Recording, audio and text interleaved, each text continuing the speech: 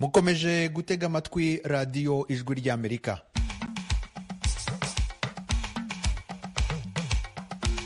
Turabasuhuje inshuti muduteze amatwi tubaha ikaze mu makuru yacu ya mu gitondo kuri iki cyumweru hano i Washington DC, muri kumwe nanjye Edi Rwema. Amakuru yacu turayahera ku yo mu karere k'ibiyaga bigari bya Afurika, nyuma turaza gukomereza ku kiganiro ejo mutegurirwa n'urubyiruko rwo mu Rwanda, naho guhera saa 12 ni ikiganiro dusangira ijambo nk'uko bisanzwe buri cyumweru. Duhere rero mu karere k'ibiyaga bigari bya Afurika. Umwe mu bakandida depite ku rwego rw'intara Kivu y'Epfo mu matora rusange ateganijwe muri Repubulika ya Demokarasi ya Kongo yaraye yiciwe mu mujyi wa Uvira. Kandida Ndabuye Sadik Espoir yishwe arashwe n'abantu bitwaje ibirwanisho bataramenyekana. Inkuru y'umunyamakuru Vedaste Ngabo uri mu mujyi wa Uvira. Ndabuye Sadik Espoir yari umukandida depite mu ishaka rya UDPS riyobowe na Perezida Felix Tshisekedi, yaranakuriye n'urugaga rw'abacuruzi mu mujyi wa Uvira. Bamwe mu babibonye bari hafi y'ibitaro bikuru bya Uvira bavuga yuko uyu mugabo yarashwe mu ijoro ryo kuri uyu wa gatanu ahagana saa moya avuye mu bikorwa byo kwiyamamaza. Abamurashe kugeza ubu ntibaramenyekana. Kuri uyu wa gatandatu mu mujyi wa Uvira hiriwe imyigaragambyo yo kwamagana urupfu rw'uyu mukandida depite. Kuva Kavimvira kugeza Kalimabenge ibarabara ryari ryafunzwe. Amafoto y'abakandida depite yari ku muhanda yatwitswe. Iyi myigaragambyo yari igizwe ahanini n'urubyiruko rwatwikiraga amapine mu muhanda, urundi nago rugafungisha umuhanda ibiti. Abavuganye n'ijwi rya Amerika barimo Godelive Rugambo uyobora societe civile muri Uvira bavuga yuko babajwe n'urupfu rw'uyu mukandida depite wishwe. Kwetu ni huzuni sana na tunakuwa na majonzi sana. Tumepoteza shujaa. Kuri twe ni umubabaro mwinshi cyane ndetse n'amarira menshi. Twatakaje intwari. Jewe namubonye avuye kwiyamamaza kwa mwami mu masaa 10. Nyuma yaho nza kumva baravuze ngo bamurashe, abandi ngo yapfuye. Bamwe mu baturage batuye mu mujyi wa Uvira bavuga yuko iyicwa ry'uyu mukandida depite ryahagaritse imirimo hafi ya yose yo muri uyu mujyi. Uhereye mu ijoro uriya mukandida w'umudepite yamaze gupfa, umukandida wababaje abantu, wakoze ku mitima y'abantu, dore ko yari umuyobozi wa feke. Abantu bose bahise bahungabana kubera mu ijoro manifestation zahise zitangira, batangira gutwika amafoto y'abakandida yari ku mihanda. Kugeza ubu munsi mu gitondo ndetse n'amamodoka ari ku mihanda yose bagiye bayamena ibiyo, bayateragura amabuye. Habaye mu gatondo nanone manifestation zakomeje. Ni ukuvuga ngo ibikorwa byose birahagaze. Nta bantu baje i Burundi, nta bantu baja mu mihanda, baja Runingu, baja Plene, abaja muhanda wa Baraka. Ni ukuvuga ngo nta gikorwa na kimwe gikorwa uyu munsi. Mbere yuko uyu mukandida depite waraye wishwe atanga kandidatire yo mu kwezi kwa 8, hari agatsiko k'abantu kamusabaga kutiyamamaza kuko bamwitaga umurundi. Ibyo we yagiye hakana avuga yuko ari umuvira.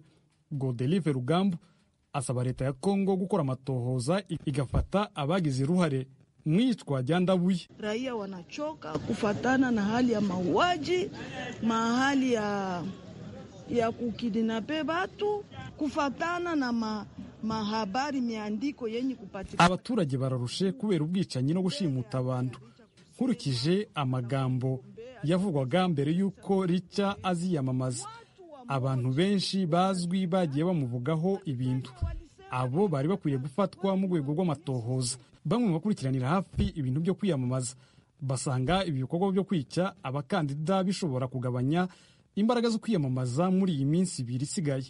Uheruka mu yinga ritambutse uwitwa Francine Mwangaza baramushije Kiliba, Like Mulimbalimba Dr. baramushije hariya muri Plene, baraye bashimutse undi witwa Amani hariya Rubanga. Abakandida benshi imbeho barazigira zo kuva muri Uvira kubera impamvu z'amakimbirane imiryango imwe n'iyindi bagiye bagirana. Abari inyuma y'ibyo bintu bikorwa bibi bigayitse bagomba kubihagarika. Inzego zishinzwe umutekano muri Uvira zivuga yuko zatangije amatohoza ku bijanye n'iyicwa rya Ndabuye Sadik Espoir. Ubwicanyi nk'ubu bwibasira abakandida buravugwa no mu ntara Kivu ya ruguru, aho kandida depite Joseph Chomba yishwe nawe avuye kwiyamamaza muri teritwari ya Beni kuri uyu wa gatanu. Vedaste Ngabo, ijwi rya Amerika, Uvira. Nyuma y'imyaka igera kuri 3 inzego z'umutekano z'u Rwanda zifatanije n'iza Mozambique guhagarika abarwanyi bo mu mutwe w'iterabwoba wa Jamaat Ansar al-Sunna mu ntara ya Cabo Delgado, ubuzima buragenda bugaruka nubwo ibyangijwe n'intambara bitarabasha gusubiranwa. Umunyamakuru Assumpta Kaboyi ari mu itsinda ry'abanyamakuru batumiwe na leta y'u Rwanda kureba uko ibintu byifashe mu duce tugenzurwa n'ingabo z'u Rwanda. Yaduteguriye inkuru ikurikira. Guhera mu kwezi kwa karindwi muri 2021 nibwo ingabo n'abapolisi b'u Rwanda batangiye kujya mu ntara ya Cabo Delgado iherereye mu majyaruguru ya Mozambique yari imaze igihe yibasiwe n'ibitero by'iterabwoba. Ni nyuma y'amasezerano mu bya gisirikare u Rwanda rwasinyanye na Mozambique agamije gufasha icyo gihugu guhangana n'imitwe y'intagondwa yari imaze kwigarurira uduce twinshi mu majyaruguru y'igihugu. Kuva i Kigali ugana ku kibuga cya Fungi mu mujyi wa Palma mu ntara ya Cabo Delgado n'urugendo rugufata amasaha 3 mu ndege. Kubera ari urugendo rwateguwe na leta y'u Rwanda, guhera ku kibuga abanyamakuru baherekejwe n'abasirikare b'u Rwanda ari nabo babarindira umutekano. Ku kibuga cya Fungi uhageze nta ndege nyinshi zihari usibye indege nto za gisirikare, bigaragara ko ari ikibuga gikoreshwa gake. Ubusanzwe icyo kibuga cyafashaga abakozi ba kompanyi y'Abafaransa Total mu bikorwa byo gucukura ibikomoka kuri peteroli bakorera muri ako karere ka Palma nk'uko twabibwiwe n'abasirikare b'u Rwanda bahakorera. Kuva ku kibuga cy'indege kugera mu mujyi wa Palma unyura mu muhanda ukikijwe n'ishyamba rigari ku buryo nta rujya n'uruza rugaragara. Umuvugizi w'ingabo z'u Rwanda Leonard Rwivanga avuga ko n'ubusanzwe ako gace katari gatuwe cyane. No kuva kera ntabwo iyi mijyi yari ituwe cyane, ntabwo yari ituwe cyane. Ushobora kugira ngo abantu bamaze kuza ni bake cyane, ariko ntabwo uzi uko bari bameze mbere y'intambara. Mu duce tw'umujyi turimo na hoteli Palma icumbikiye abanyamakuru usanga hari abantu baje gufata amacumbi, abandi basaba ibyo kunywa ndetse n'amafunguro. Ni nako mu bice birimo amasantere hari abaturage ndetse bakora imirimo inyuranye yiganjemo ubucuruzi ndetse no gutwara abantu ku mapikipiki. Ubwo abanyamakuru bageraga mu karere ka Masimbao da Praia kuri uyu wa gatandatu, umujyi wari warigaruriwe n'ibyihebe, basanze ubuzima bwaragarutse. Abaturage baho bakura umuganda ndetse barimo kuvurwa indwara zinyuranye n'ingabo z'u Rwanda. Abaturage bavuga ko bishimye ko bakize intambara nubwo bataragira ubuzima bwiza. Maisha hapa ndi mazuri, tuna amani. Tunashukuru Rwanda, tupo kwenye amani, tunashukuru toka wafike Rwanda. Alhamdulillah, tunashukuru Mungu. Baragira bati turanezerewe kuko intambara yarangiye, ariko kandi ubuzima buracyadukomereye. Nta byo kurya tubona byo guha abana. Umuyobozi w'ibanze Sergio Domingos Cipriano mu rurimi rw'igiportugali arasobanurira abanyamakuru uko ubuzima buhagaze. A população já retornou, aqui ficou época, alguma população tem as suas casas. Abaturage baragarutse muri rusange, batangiye kujya mu mirima yabo ndetse barimo guhinga kugira babashe kwitunga. Abandi basanze amazu yabo yarangiritse, abandi basanga gihari, ariko inzego zigenda zibikora kugira ngo abaturage babo babashe kubaho ubuzima bwiza nk'ubwo bahoze bariho mbere. Muri ako gace ka Masimbao da Praia hagaragara urubyiruko rwinshi rutwara moto. Urwo rwahabwaga imyambaro ibaranga mu rwego rwo kubatandukanya n'uwabinjirana agahungabanya umutekano. Usibye mu bice by'umujyi, mu byaro urahasanga abaturage ari umwe kuri umwe ndetse n'imirimo isanzwe batunga ntabwo bigaragara ko yongeye kwitabirwa. Umuvugizi w'ingabo z'u Rwanda wungirije Lieutenant Colonel Simon Kabera yumvikanisha ko abaturage bagenda bagaruka buhoro buhoro. Kugenda bagaruka biraterwa n'uko bumva amakuru anyuze muri bene wabo bari hano, babwira bati amahoro yarabonetse nimugaruke. Ibyo rero bitwara igihe. Muri aka karere aha turi mu Cabo de Praia, ubundi niho hari icyicaro gikuru cy'ibyihebe kuva aho batsindiwe. Nta kibazo cy'umutekano muke kigeze kiba muri aka karere. Bivuze ngo bashobora kuba wenda bamwe barabivuyemo cyangwa se abandi barahunze. Hari abafashwe, abo ngabo nyine ntabwo nta bihano bahawe kuko bagombaga gusubira mu buzima busanzwe, bityo kugira ngo bitange amakuru meza y'uko n'abari mu mashyamba bashobora kugaruka. Mozambique ni igihugu giherereye mu majyepfo ashyira uburengerazuba bwa Afurika, gifite ubuso bungana na kilometero kari 881,590, gikubyurwa n'inshuro 30, gituwe n'abasaga miliyoni 31. Abaturage bo mu ntara ya Cabo Delgado bakoresha cyane ururimi rw'igiswahili kuko bahana imbibi na Tanzania, gikungahaye ku mutungo kamere urimo amabuye y'agaciro na gazi. Kuba ari igihugu gikora ku nyanja bigiha amahirwe y'ubucuruzi bukorerwa mu nyanja y'Ubuhinde. Assumpta Kaboyi, Ijwi ry'Amerika, Cabo Delgado. Shuti turi kumwe mukomeje kumva radio Ijwi ry'Amerika ivugira i Washington DC mu Kinyarwanda no mu Kirundi. Muri aka kanya tugeze kuri wa mwanya w'ikiganiro ejo dutegurirwa n'urubyiruko rwo mu Rwanda. Iki ni ikiganiro ejo.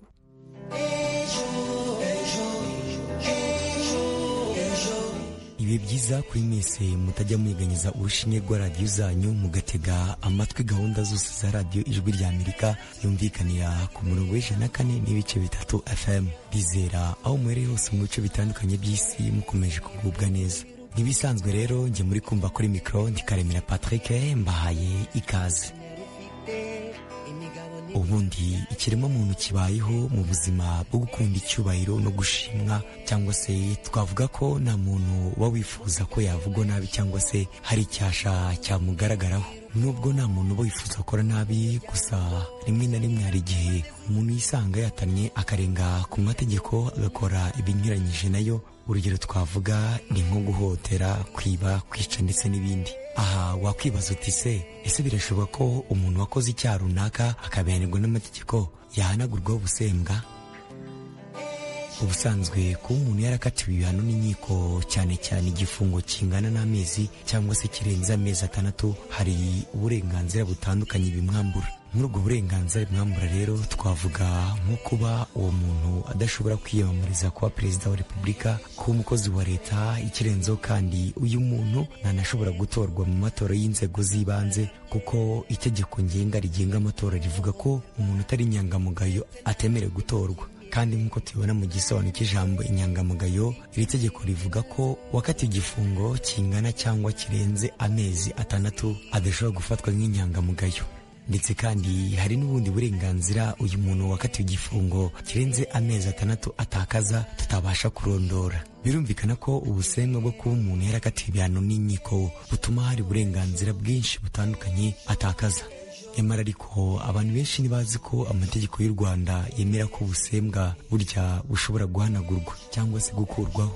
Ese waba waribajije niba mu Rwanda hari amategeko yemerera umuntu kuba yakurwaho ubusembwa, cyangwa se ukaba waribaje inzira cyangwa se n'icyo bisaba kugira ngo bukurweho? Ntibisanzwe rero njye muri kumva kuri mikro ndi Karemera Patrick, mbahaye ikaze. Reka nkubwire kuri kiri kiganiro ejo kuri radiyo Ijwi ry'Amerika ni ku 104.3 FM. Dukomeje kandi n'ikiganiro ejo cy'uyu munsi. Ubundi ubusanzwe amategeko y'u Rwanda yemera ko umuntu wese wakatiwe igihano gikomotse ku cyaha cy'ubugome cyangwa se ku cyaha gikomeye ashobora guhanagurwaho ubusembwa. Gusa nubwo amategeko y'u Rwanda abyemera, abantu benshi ntibaba bazi inzira banyuramo kugira ngo ubusembwa bube bwakurwaho. Uyu munsi mu kiganiro ejo tugiye kurebera hamwe inzira umuntu wakoze ibyaha akabihanirwa n'amategeko yanyuramo kugira ngo ahanagurweho ubusembwa. Mu nkuru twategura na mugenzi wacu Mwiza Pacifique turaza kumva uko bikorwa, icyo bisaba, igihe bikorerwa n'akamaro bigirira ku muntu uba wabisabye. Rero reka twumve inkuru irambuye, ndagaruka mu kanya. Irafasha Robert ni umuturage uri mu kigero cy'imyaka 35, arubatse, afite umugore n'abana 3. Yafungiwe gucuruza ikiyobyabwenge cya kanyanga mu buryo bwo kuyambutsa yivana mu gihugu cya Uganda ayinjiza mu Rwanda mu turere twa Gicumbi, Burera na Rulindo mu ntara y'Amajyaruguru. Irafasha Robert arasobanura uko yakoraga ubwo bucuruzi benshi bazi ku izina ryo kurembeka. Nafashwe mve kurembeka warajye bamfatira mu Rubaya, ndangije ngenda baramfunga imyaka 5 nkora 3 n'igice. Bampa imbabazi, bamaze ko imbabazi ndataha, ngeze aho ndavuga ati ngewe reka niturize nibanire n'umudamu neza, ubundi bidashoboka Imana izabikora. Mu itangazo mpuzamahanga u Rwanda rwashyizeho umukono mu ngingo yaryo ya 11 ivuga ko umuntu wese ukurikiranyweho icyaha afite uburenganzira bwo gufatwa nk'umwere mu gihe atarahamwa n'icyaha nk'uko amategeko abiteganya. Ariko nanone itegeko nimero 027 akarongo kaberamye 19 ryo kuwa 19 Nzeri umwaka wa 2019 ryerekeye imiburanishirize y'imanza nshinjabyaha mu Rwanda mu ngingo yaryo ya 245 ivuga ko wakatiwe wese igihano ashobora guhanagurwaho ubusembwa. Irafasha Robert umaze imyaka 10 avuga ko adasobanukiwe n'iryo tegeko. Ntabwo nyizi. Inzira umuntu yacamo kugira ngo asabe guhanagurwaho ubusembwa ntayuzi.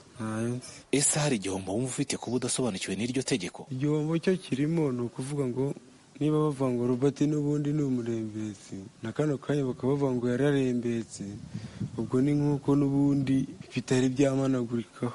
Ni ukuvuga ngo rero biba bimanaguyeho bikamvaho n'ubundi nkamera nk'abandi baturage, bakajya bavuga ati gutya na gutya ari mu matsinda, ari mu maki, akorana n'abandi baturage neza, nabyo byaba byiza. Akomeza avuga ko nubwo yarangije igihano ariko hari ibikimubangamiye. Birambangamiye cyane kuko waretse nk'ikintu utakigikora, ukumva ngo nabwo ngo ni umurembetsi, babona wigiriye nko muri 19 ngo aragiye kandi wigiriye nko mu kazi wenda gasanzwe nko gukora mu cyayi, bakaguma kubigushinja ibyo ngibyo. John Mudakikwa, umuyobozi w'umuryango utari uwa leta ugamije kubaka igihugu kigendera ku mategeko, Serura mu magambo ahinnye, arasobanurira abaturage inzira inyurwamo kugira ngo wakoze ibyaha akanibahamwa n'inkiko abe yahanagurwaho ubusembwa.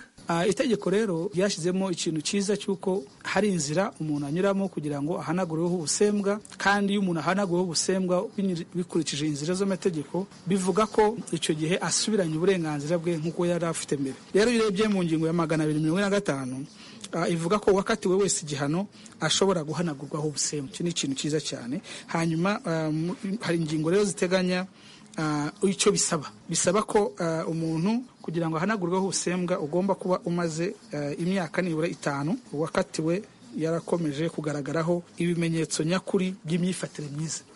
Iyo wakatiwe gasavinga igihano cyawe ukirangiza cyangwa se ukaba warafunga by'agateganyo, bavuga ko bisaba ko umaze nibura imyaka 5 kandi ugaragaraho imyitwarire bita ngo ni igaragaza ibimenyetso nyakuri by'imyifatire myiza. Ni ukuvuga ngo nta bindi byaha cyangwa se ibikorwa by'urugomo ugomba kuba bikurangaho. Icyo gihe rero banavuga ko iyo wamaze hari ibyaha wongeye gukora cyangwa se insubiracyaha, icyo gihe birumvikana ko bongera imyaka ikagera kuri 5 ikagera kuri 10 kugira ngo ushobore kuba wasaba ko wahanagurwaho ubusembwa. Ibyo rero uko bikorwa nuko umuntu wese wifuza gusaba ko yahanagurwaho ubusembwa wuje ibisabwa, icyo agomba gukora nuko yandikira perezida w'urukiko rukuru yari umusivili cyangwa se urukiko rukuru rwa gisirikare yari umusirikare kugira ngo ahanagurweho ubusembwa. Muri ubwo busabe agomba kugaragaza itariki nyayo y'imikirize y'urubanza rwe, ahantu hose wakatiwe yabaye kuva afunguwe. Ibyo hanini cyane cyane bashaka kureba ngo bakurikirane discipline ye, cyane cyane ko twarebye ko baza kureba imyifatire yawe niba yari myiza. Hanyuma urukiko rero urwandikiye ruhita rwohereza dosiye yawe ubushinjacyaha bukuru cyangwa se ubushinjacyaha bukuru bwa gisirikare mu gihe ari umusirikare, kugira ngo butange bugire icyo bivuga kuri ubwo busabe. Ahanini ubushinjacyaha buba bushaka kureba gukurikirana niba nta bindi byaha cyangwa se izindi ngeso mbi ushaka ko warakurikiranyweho. Hanyuma ubushinjacyaha buba bufite iminsi 30 ntarengwa kugira ngo babe batanze igisubizo kuri ubwo busabe bw'urukiko rukuru. Icyo gihe bamaze kubona igisubizo cy'ubushinjacyaha bukuru, urukiko rukuru cyangwa se urukiko rwa gisirikare rukuru bahamagaza uwabisabye nawe akisobanura.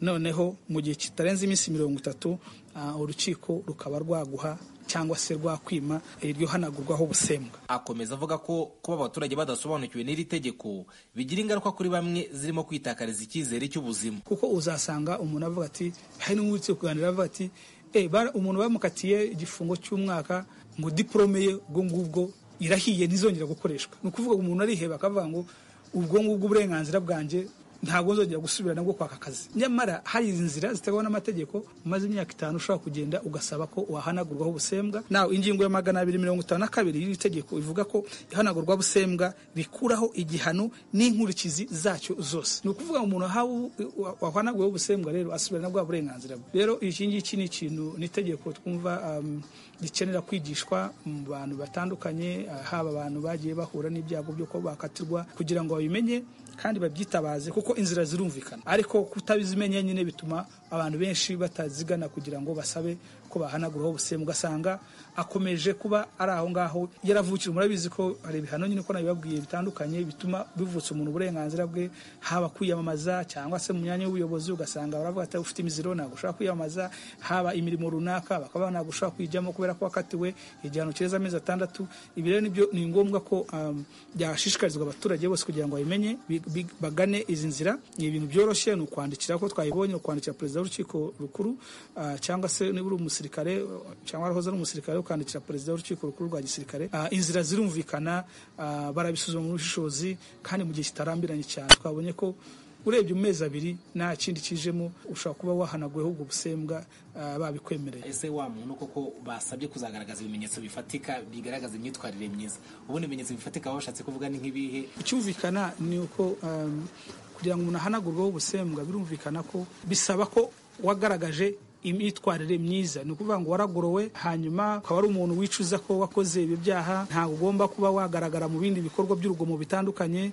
Birumvikana ko inzego z'ibanze habaho icyo nakwita nko guperereza, kureba imyitwarire yawe hanze muri sosiyete imeze gute. Hano kiba gikenewe no kugira ngo bahanagureho ubusembwa umuntu koko wagororotse, bagoroye kandi akaba yariyemeje gusubira mu nzira nziza, ku buryo atagomba kurangwaho ibindi byaha. Nubwo hari icyo amategeko y'u Rwanda afasha kuba hamwe n'icyaha, iyo wahanaguweho ubusembwa yitwaye nabi akongera kugwa mu cyaha gihanishwa igifungo kingana cyangwa kirenga imyaka 5 kandi akagikora hatarashira nibura imyaka 5 ahawe ihanagurabusembwa, icyo gihe ihanagurabusembwa yahawe rikurwaho. Igihe ihanagurabusembwa rikuweho rifatwa nk'aho ritigeze ribaho. Nkurunziza Pacifique kubw'ikiganiro Ejo.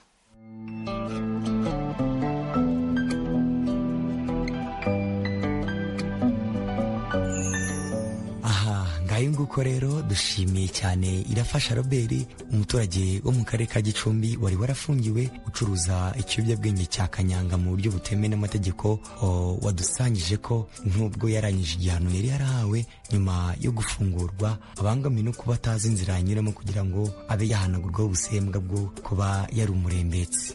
Dushimiye cyane kandi John Mudakikwa, umuyobozi w'umuryango utari uwa leta ugamije kubaka igihugu kigendera ku mategeko, umuryango ukaba witwa Serura mu magambo ahinnye, badusobanuriye inzira inyurwamo kugira ngo uwakoze icyaha akagihanirwa n'inkiko abe yahanagurwaho ubusembwa.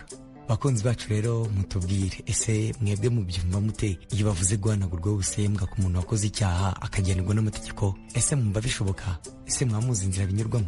Muratwandikira munyuze kuri nimero yacu ariyo 0787581411 cyangwa se mutwandikire munyuze kuri 0788028232. Sawa gusa kandi muranyura mutwandikira, muraza no kunyura ku mbuga nkoranyambaga zacu arizo Facebook, Instagram ndetse no kuri Twitter yaje guhinduka X. Hose no kwandika ijambo Ejo Youth Echo mu ijambo rimwe, ubundi udusangiza igitekerezo cyawe. Mugiye muri ko tworeza ibitekerezo byanyu rero, reka mabwire ko abantu bakunda ikinamico bashyizwe igorora, kuko uyu munsi mu kiganiro cya none tugiye kubagezaho ikinamico nshya yitwa Tambagira utekanye. Iyi kinamico izaba igaruka ku kwigisha imibanire ikwiye y'abatuye ibihugu byo mu karere k'ibiyaga bigari ndetse kandi n'uruhare rwabo mu gihe ibihugu byabo byaba byagiranye amakimbirane. Si ibyo gusa kandi iyi kinamico izadufasha kandi no kumenya neza ihohoterwa rishingiye ku gitsina icyo ari cyo. Ndizera izabashimisha rwose. Reka dutangire n'agace kayo ka mbere.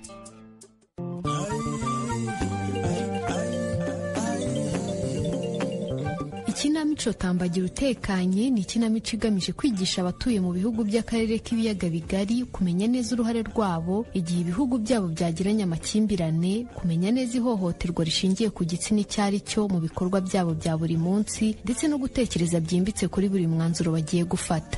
Iki ni igice cya mbere cy'ikinamico Tambagira utekanye.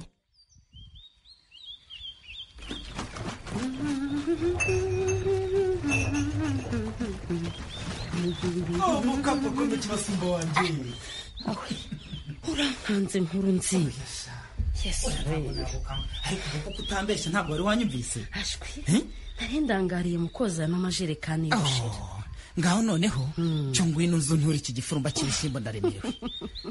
Yewe we numbwire ko bya bishyimbo waraye inyemereye binzaniye mu runzi. Unanipenda sana sana. Ngaho terura neza tugitereke muri iriya ngurube. Peki ibishyimbo byiza we. Ni vizuri sana. Ahubwo se inagataka warakera ibishyimbo byiza nk'ibi. Ahubwo si ibishyimbo byiza bikuye he?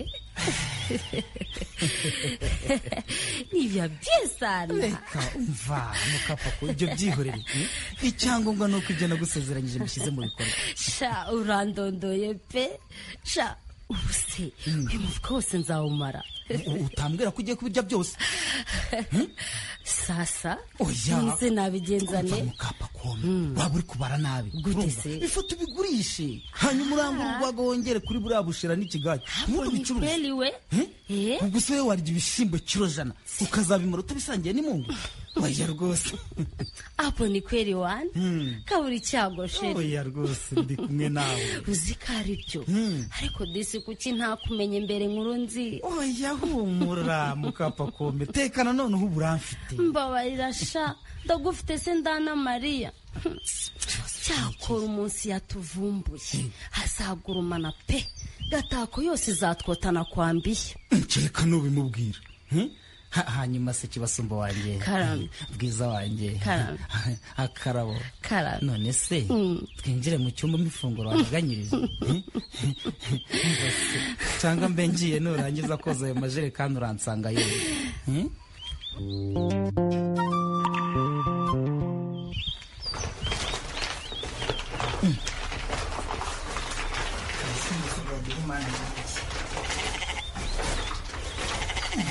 Aha. Yagiye koko. Niko Doruka. Dorukas. Karame mama. Niko. Bya bishyimbo nazanye ejo byanye ku isoko utambwiye. Ariko nawe warambonye ye. Ikintu cyose kibuze muri iyi nzu ninjye kibaza. None se uragira ngo mbaze nde wundi? Kore wanzengereje ushaka amatike ya hato na hato ngo ugiye gushaka akazi. Byanyabyo se wabibuze? Nabibuze n'ukuri. Bigiye se wamugana. Ko twagiye kurya mu mufuka wegetse aha. Ese wari wegetse se? Cyangwa batwibye? Papa sarihe? Cyangwa ubazeza aho. Ese si yo ko ari umukanishi. Yazindukanye n'ikamyo ya mbere. Ubu yamaze kugera iyajye. Kandi zahabu nawe yagiye ku ishuri.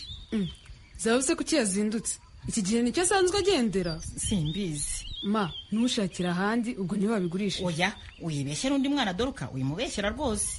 Nyamara ni zahabu mama. Biko ko yaramaze iminsi asaba amakaye mashya papa kayamwima.